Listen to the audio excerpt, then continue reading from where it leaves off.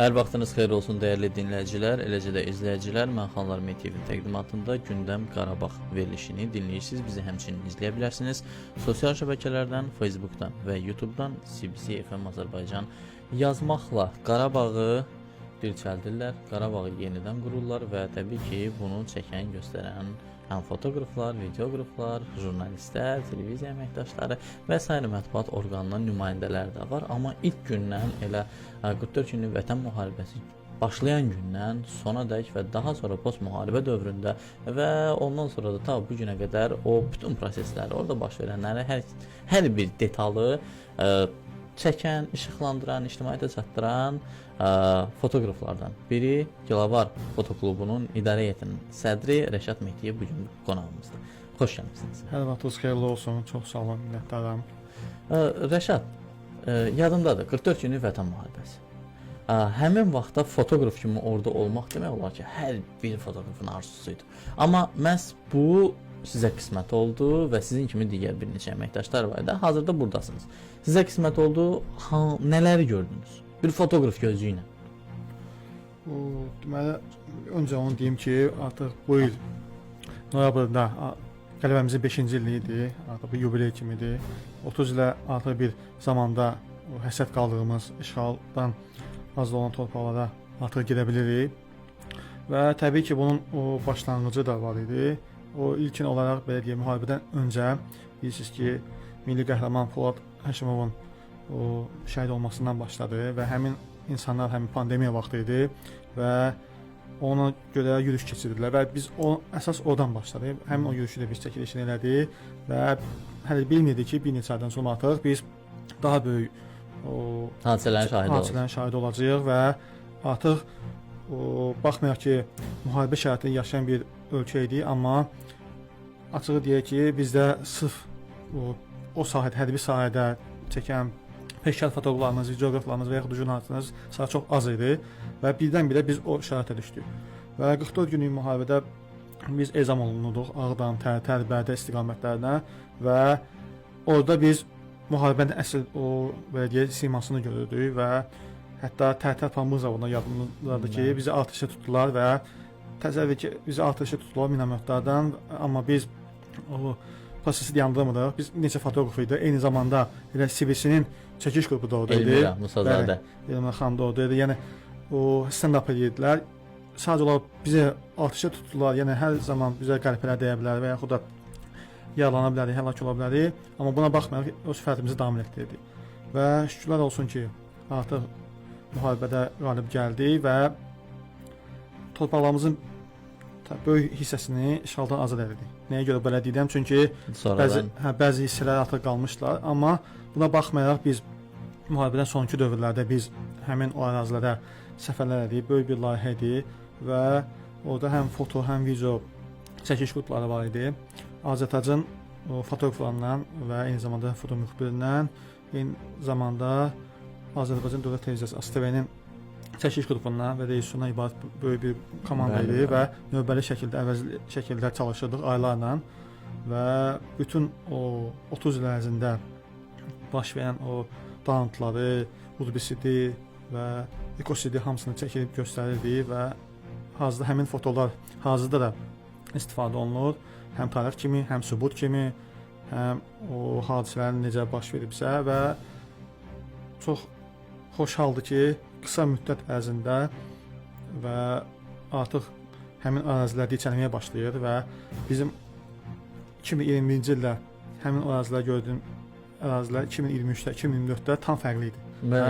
Artıq 2005-dir və daha çox artıq orada yaşayışlar da var, bir çox yerlərdə. Zavodlar başlayır ki, artıq biz öz məhsulumuzu xaricə eksport edirik. Bəli, o çox sevindirici haldır. Yəni bu da onun inkişafı göstərir və sürətlə göstərir ki, qısa bir zamanda Azərbaycan baxmayaraq ki, həmin o ərazilərə sahib deyil idi və indi sahiblənir və yenidən o dirçəldir.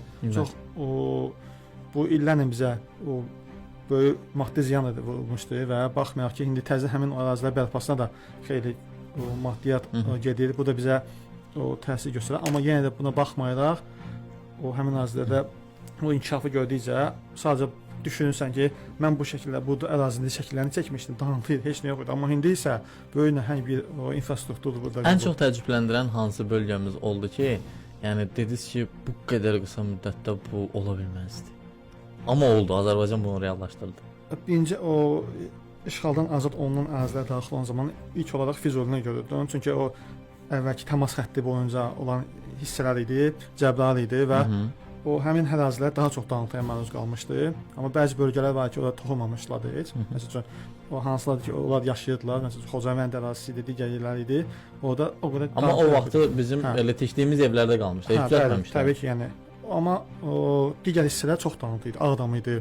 Amma indi hal baxırsan ki, o bir neçə ildən qabaq həmin sanki ərazi deyil və tamamilə dəyişir və daha da o getdikcə yəqin yaxın illərdə daha ora gələndə tanımayacaqsan ki, həqiqətən də sən bir neçə il burada olmusan və hansı tərəf idi bura?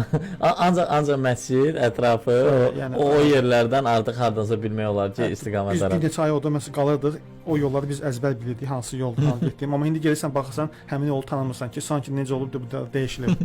Artıq həmin obyektləri bilmirsən ki, burada bu var idi. Hansı neçə kilometrdən sonra həmin obyekti görəcəksən. Çünki həqiqətən də tam dəyişikliyə məruz qalıb. Yaxşı mənada təbii ki. Yaxşı mənada və yaxşı mənada tamamilə də düzələcək. Mən mina qurbanlarının sayı layihəsi var sizdə. Sizin çəkdiyiniz fotolar demək olar ki, təkcə Azərbaycanda yox, həm də xaricdə yəni işıqlandırılır, hər kəsə göstərilir bu real faktları və COP29 çərçivəsində də bu oldu. Yəni bununla bağlı istəyirdik danışaq. Məsələ hansı yerdədir, harda biz hələ görəcəyik o fotoları. Mən bilirəm ki, yaxında Avropa səfərləri də var. Bu deməli bizim bu layihədən başlamazdan öncə deyim ki, bu mina o layihəsi bizə, yəni bizim təşkilata eyni zamanda mənə daha bir həssas bir mövzu idi. Nəyə görə? Çünki qeyd edelim ki, biz Qarabağda olan zaman 2021-ci ilin iyunun 4-də Kəlbəcərin Sulu kəndində o mina hadisəsini yaşadıq. 3 nəfər şəhid oldu. Onlardan ikisi media nümayəndəsi idi. Mühərrəm İbrahimov və Siraj Abuşov. Bizim yoldaşlarımızdır, həmkarlarımız idi. Və bundan sonra biz qarşımıza bir həm özüm, həm foto təşkilat olaraq qarşımıza məqsəd qoyduq ki, mina bağlı, mina təhlükəsinə bağlı layihələr həyata keçirik və artıq bir neçə il sonra biz ANAMA ilə birgə bir foto müxbirlər üçün olan təhlükəsizliklə bağlı, mina təhlükəsizliklə bağlı layihə həyata keçirdik və uğurlu oldu. Və bu uğurlu olduğuna görə daha başqa bir layihəyə müraciət elədik biz və ötən il minadan və patlamamış hərbi sursatlardan zərər çəkən insanların fotolarını çəkdik. 30 il ərzində, 30 ilin daha doğrusu artıq müddət ərzində 91-ci ildən bu yana mina düşən insanları bir axtarırdıq, tapırdıq. Ölkənin müxtəlif istiqamətlərinə səfərlər eləyirdi və həmin insanlar da həssas bir insanlardır və onlarla dil tapmaq, onları razı salmaq çox çətin olurdu. Baxmayaraq ki, qısa müddət ərzində biz bu layihəni həyata keçirdik, amma uğurlu oldu. Biz onların fotolarını çəkdik peşəkar səviyyədə. Eyni zamanda layihədə də çalışanlar fotoqraflar idi. Fotoların əksəriyyəti o peşəkar fotoqrafımız, tanınmış fotoqraf Famil Mahmud Bəyli idi və biz həmin o fotoları daha sonra böyük ölçüdə keyfiyyətli şəkildə çap elədik və məqsədimiz bunu dünyaya çatdırmaq idi həm də. Biz Çexiyanın paytaxtı Praqa şəhərində 2 gün ərzində mərkəzi meydanlarda, ayrı-ayrı yerlərdə bunu sərgilədik. Minlərlə turist, orada Avropalı bunu gördü və onlara biz məlumat da verdik. Statistik göstəricilər göstərdik və görən insanlar bunu görüb dəhşətə gəlirdilər. Bizim layihənin bir özəlliyi onda idi ki, biz insanları olduğu kimi göstərirdik və onlar necədirsə, biz onu o çılpaqlığını göstəririk ki, minanın yaratdığı təsir necə ola bilər, insanın o əlini, ayağını aparır və yaxud da həlak olur, hamısını biz onu göstərdik və insanlar dəhşətə gəlirdilər. Və uğurlu olmazın səbəblərindən biri də sağ olsun bütün o Azərbaycan mediası bizə çox dəstək göstərdi, bunu paylaşdılar, televiziyalarda verdilər. Eyni zamanda CBC telekanalı da elə onu rus dilində efirə verdi və bu böyük bir rezonans oldu. Bir neçə müddətdən sonra gördük ki, həmin layihə haqqında, həmin o sərgi haqqında erməni mətbuatında yazıb və həm bizim adımız, həm təşkilatımızın adı, Gilavar Foto Klubunun adı, eyni zamanda Donor təşkilatının adı bütün erməni mətbuatında yayılmışdı və əzbər idi və bu ilə bağlı müxtəlif məqalələr dərc olunur. Çünki onlara artıq Azərbaycan faktlarla, peşəkar çəkilmiş fotolarla bu faktları ortaya qoyurdu. Və ondan sonra artıq biz layihəni oktyabrında bitirirdik və layihənin uğurlu olmasından sonra məsləhət bilindi ki, biz bunu COP29 çərçivəsində də sərgiləyək. Nəyə görə? Həm insanlar mina qurbanlarının şahid olsunlar. Təkcə minalar insanlara deyil, təbiətə də ziyan vurur. Həm təbiətə, atmosferə, faunaya, floraya. Və biz bunu da əsaslandırdıq və insanlara göstərdik ki, minalar təkcə insanlara deyil, bütün təbiətə də ziyan vurur. COP29 da sırf ekologiya, təbiətlə bağlı bir tədbir olduğuna görə biz bunu da göstərdik ki, yəni atmosferə atılan məsələn hər gün Qarabağ bölgəsində nəqli mina zərərsizləşdirilir və yaxud patlayır və kimsə mina düşür və təsəvvür edin ki, bir kənddə bir gün ərzində 3 mina zərərsizləşsə, atmosferə nə qədər orada torpaq məhv olur. Bəli, həm torpaq məhv olur, həm canlılar məhv olur, həm atmosferə nə qədər partlayış olanda, o partladanda o zaman daha çox tullantılar atılır havaya.